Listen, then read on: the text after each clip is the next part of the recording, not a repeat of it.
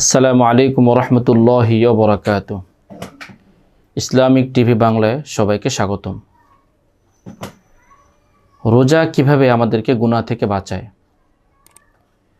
আসলে দেখুন, আল্লাহ তাআলার যতগুলো ইবাদত রয়েছে আমাদের উপরে, রোজা, নামাজ, হজ, যাকাত, এই ফরজ ইবাদত, এগুলো ছাড়া আরও যত নফল ইবাদত রয়েছে, মানুষের সাথে চলাফেরা, মানুষের সাথে উঠা বসা, কথাবার্তা, যত বিষয় রয়েছে সবগুলোই কিন্তু আল্লাহ তাআলাকে পাওয়ার মাধ্যম, সবগুলোই কিন্তু আল্লাহ তাআলার সন্তুষ্টির মাধ্যম, সবগুলোই কিন্তু আমাদের গুনাহকে মোচন করে জান্নাত পাওয়ারই মাধ্যম।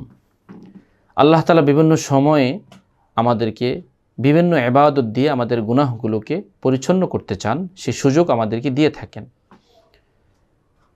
সারা বছরের মধ্যে 12 মাসের মধ্যে একটি মাস আল্লাহ তাআলা আমাদেরকে এমনভাবে ইবাদত করা আদেশ করেছেন, এই একটি মাস যদি কোনো ব্যক্তি সুন্দরভাবে রোজা রাখে, আল্লাহ তাআলার হুকুম অনুযায়ী রোজা রাখে, আল্লাহ রাসূল সাল্লাল্লাহু আলাইহি ওয়াসাল্লাম যেভাবে ইবাদত করতে বলেছেন সেরকম করে, অবশ্যই সে জান্নাতি হবে। মান সামা রমাদান ঈমানান ওয়া ইহতিসাবান গুফিরা লাহু মা তাকদ্দামা মিন যামবি ওয়া মান কামা রমাদান ঈমানান ওয়া ইহতিসাবান গুফিরা লাহু মা তাকদ্দামা মিন যামবি আও কামা ক্বালা আলাইহিস সালাতু ওয়াস সালাম। আল্লাহ রাসূল সাল্লাল্লাহু আলাইহি ওয়াসাল্লাম বলছেন, যে ব্যক্তি রমজান মাসে সওয়াবের আশায় রোজা রাখে, ও ইহতিসাবান ঈমানান ও ইহতিসাবান, ইমানদার সওয়াবের আশায় রোজা রাখে, গুফিরা লাহু মা তাকদ্দামা মিন যামবি, পূর্বের সকল গুনাহগুলো আল্লাহ তাআলা তার ক্ষমা করে দেন। এরপরে আল্লাহ রাসূল সাল্লাল্লাহু আলাইহি ওয়াসাল্লাম বলছেন, ওমান কামা রমাদান ঈমানান ও ইহতিসাবান, যে ব্যক্তি পবিত্র মাহে রমজানে, যে মুসলমান রমজান মাসে তারাবি পড়ে, কিয়ামুল লাইল করে, অর্থাৎ বেশি বেশি নামাজ পড়ে, গুফিরা লাহু মা তাকদ্দামা মিন যামবি, আল্লাহ তাআলা তার সকল গুনাহ খাতাগুলোকে ক্ষমা করে দেন। এখানে দেখুন, ইবাদতের কথা বলা হয়েছে। প্রত্যেকটি ক্ষেত্রে আল্লাহ তাআলা যতগুলো ইবাদতের কথা বলেছেন, প্রত্যেকটি ক্ষেত্রে শুধু ইবাদত, শুধু ইবাদত। এই কাজ এইভাবে করো, নামাজ পড়ো, দান সদকা করো, মানুষের সাথে ভালো আচরণ করো, কথা বলো, মানুষকে খাওয়াও, মানুষের উপকার করো, রোজা রাখো, নামাজ পড়ো, হজ করো, যাকাত দাও।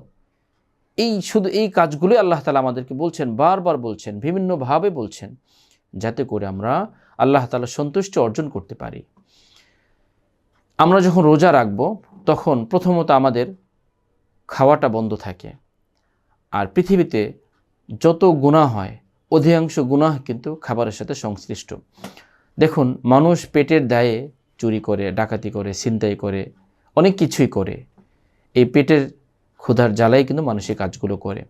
কিন্তু যখন আপনার খাবারের কোনো টেনশন থাকবে না, আপনি যখন সারাদিন আল্লাহ তাআলার জন্য পানাহার থেকে মুক্ত থাকবেন, তখন খাবার উপার্জনের কিন্তু তেমন কোনো আপনার চিন্তা থাকবে না।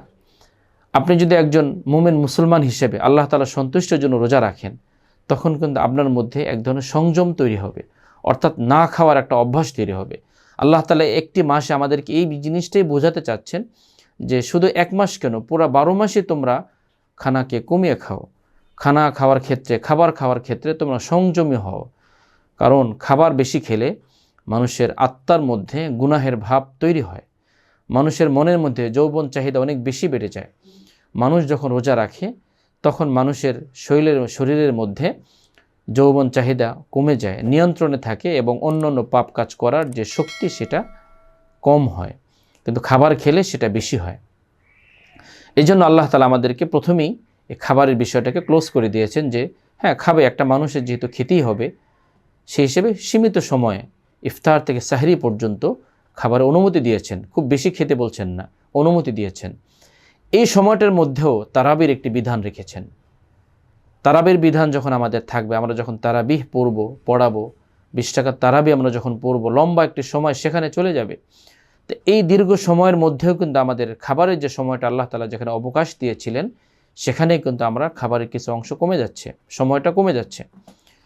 এরপরে তারাবির পরে যখন আমরা কিয়ামুল লাইল করব, তাহাজ্জুদ পড়ব, দেখেন এই ইবাদতগুলো যখন আপনি করবেন, খাবারের সময়টা কিন্তু আপনার কমে যাবে। এরপরে সর্বশেষ সেহরি করতে বলা হয়েছে। সেহরি করতে বলা হয়েছে, এটার অনেকগুলো কারণ আছে। কারণ ইহুদি নাসারা, তাদের সাথে যেন আমাদের মিল না হয়। ইহুদি নাসারা তারাও রোজা রাখে সেহরি ছাড়া। এই জন্য আমাদেরকে সেহরি করতে বলা হয়েছে, যাতে করে আমাদের আমলটা তাদের সাথে মিল না হয়। আল্লাহ রাসূল সাল্লাল্লাহু আলাইহি ওয়াসাল্লাম সেহরি করতেন। তো এই জন্য এই ইবাদতগুলো যখন আমরা করব, তখন আমাদের খাবারের সময়টা কমে যাবে, ইবাদত বেশি করা হবে, খাবারের প্রতি আমাদের আকৃষ্টতা কম হবে। তখনই এই রোজা আমাদের জন্য উপকারী হবে, আমাদের গুনাহ থেকে বাঁচাবে, দুনিয়াবী সকল গুনাহ থেকে বাঁচাবে।